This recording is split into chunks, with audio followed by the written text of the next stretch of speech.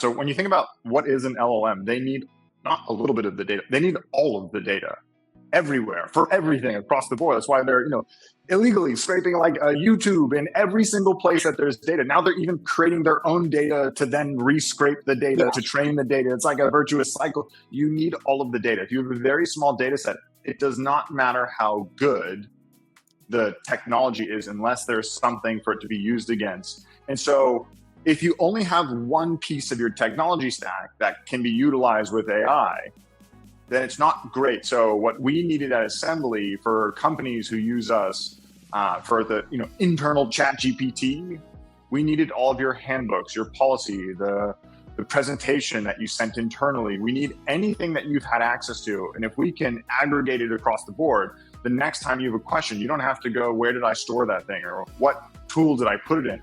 Instead of searching across 15 different tools, if we can aggregate into one place, you can ask a simple question and get an answer immediately.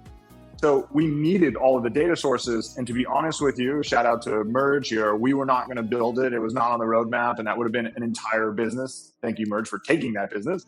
But you were able to, partner with us and build out integrations into, Dropbox and Box and Google and OneDrive and SharePoint, all the places that people are storing documentation. But it doesn't stop there. The truth is, if you're an aggregator of data, you don't need 5 sources.